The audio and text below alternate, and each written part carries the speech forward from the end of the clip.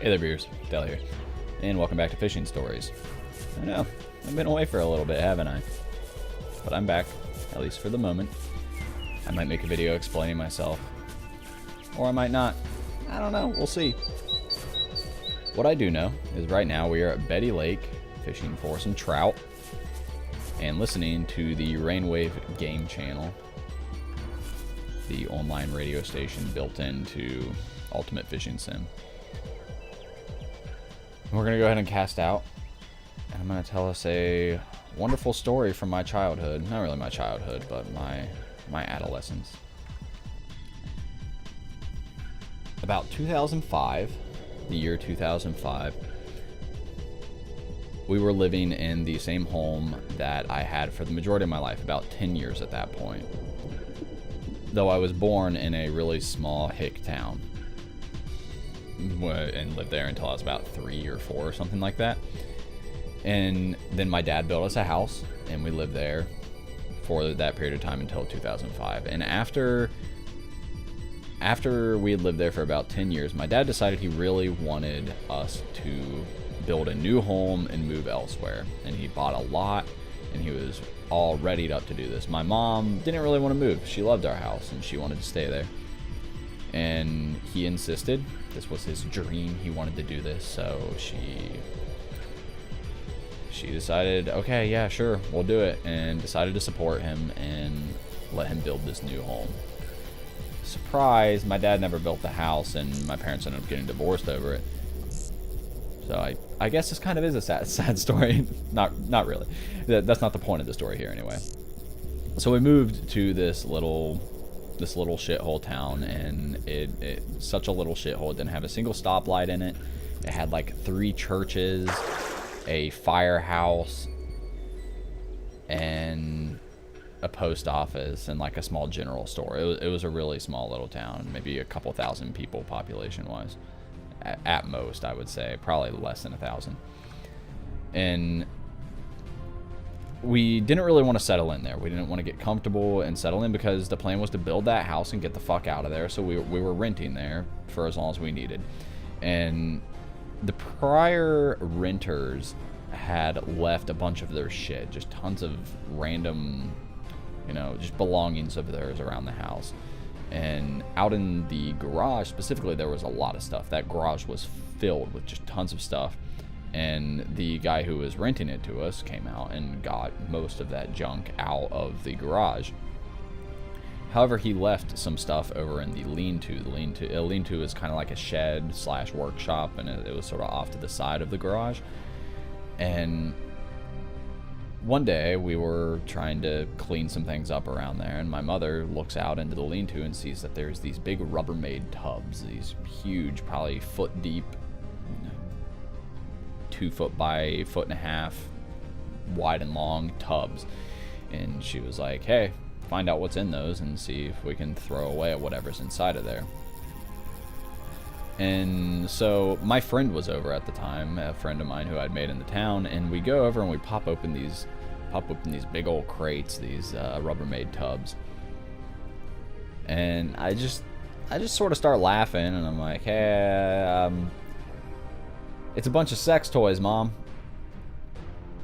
and she looks at me like I'm an idiot and just laughs it off and is like, no, really, what's in there? And I'm like, yeah, I'm not fucking around. It's a bunch of sex toys.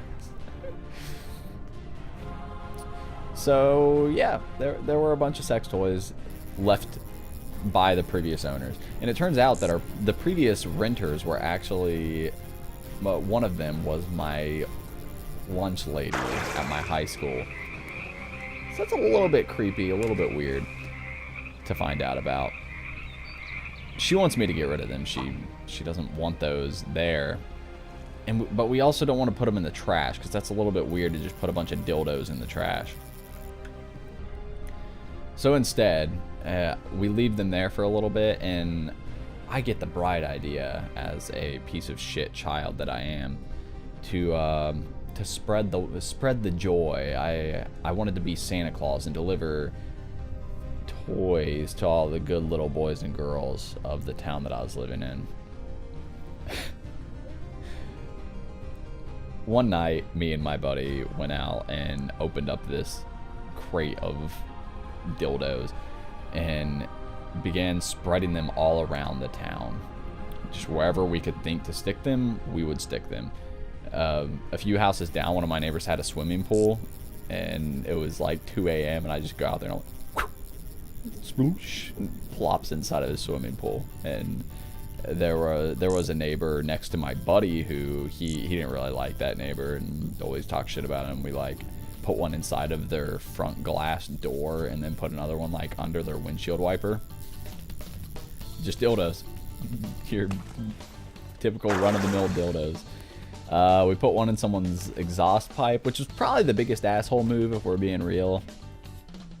I doubt it fucked anything up. It probably just rattled it, like wiggled its way out every time, but you know, probably not the best idea. We also hung some of the vibrators had like long like battery packs attached to them, like a control module, and we hung those off of the handle of the church doors. I've already explained in several of these videos that I'm a piece of shit, so don't be too surprised.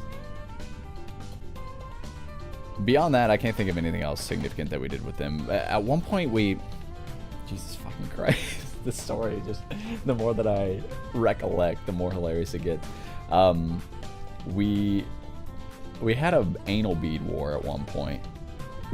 There was a trash can back there in that lean-to, and it was like one of the metal ones with the lid that you can pull off, and we pulled off the lid and we're using it as a shield, and they had these anal beads that were all just like, you know, connected, and we started lobbing them at each other just super fast. I think one of our friends ended up with this huge anal bead shaped bruise on his thigh because he got pelted with a run of anal beads, whatever you call them. And I know at one point my friend, for some reason, when we were about to leave my house one day to go ride bikes, he went over there and grabbed this one. It was like a foot-long black malleable dildo, like that. It had a wire running through it, and you could bend it in all these weird shapes, and then it had a crank on the end, and so the wire would make it spin and flop around all fucking weird. And he took this and I had it like with him while we were riding bikes, and this little kid who would always try and hang out with us, but it was just super annoying, one of those situations, came up and started like trying to take his bike and started fucking with him. And he pulls out this big black dildo and starts smacking the little kid with it, like chasing him away, like, go away. And the kid is like, what is that? What the fuck? And then, hey, that was elite weight. So cool, epic gamer moments. And after he runs his kid off, he like throws it at him, and the kid picks it up and takes it and just leaves with it. And we don't know what he did with it or where he went. Probably took it home and was like, oh, one of the boys in town was hitting me with this or whatever. That town gave me so many stupid stories. Holy crap. And eventually I think that we spread enough of them around the town that there were none left. And like I said, there were 2 huge Rubbermaid tubs filled with them. One of the more hilarious ones, that, like, to put in perspective some of the really weird shit that was in there, there was one called the Jolly Cucumber. You know, never mind. Don't try to look it up. I don't know if you'd find anything, but maybe not worth it. It's exactly how it sounds, though. It looked like a fucking cucumber, and it was a vibrator. And you would just put the jolly looking cucumber right in your garden. And there was another one that it looked like, I thought it was a shrimp at first glance because it was like this weird pinkish color and had a bunch of little tendrils coming off of it. Turns out it was an elephant with 3 trunks. That was a pretty weird one too. Though from what I understand, I think that this lady like had parties where she would give them away, and like I don't know what they're called, but where you get a bunch of horny middle-aged housewives to hang out and trade sex toys. Man, I've told worse stories on the internet, but this is up there. This is definitely up there. I hope you enjoyed this story, and I hope you enjoy me making a video again for the first time in quite a while. I will be uploading a Counter-Strike video probably later this week, and potentially an Insurgency Sandstorm video in the coming weeks after I have some time to edit it and get it ready. So that at least gives you guys an idea of what to expect going forward, and to know that, yeah, I'm going to be uploading. I can't promise a certain schedule or a certain amount to which I will be uploading, but I am trying to make time to upload again. In essence, I don't want to take for granted what I've built here on YouTube, even though it's not much. It is. I sound like a shitty Reddit post. It's not much, but it's mine. But you know, that's true. That is in fact true. So expect to see some new stuff coming. I appreciate you guys hanging out and watching this, and I'll see you next time.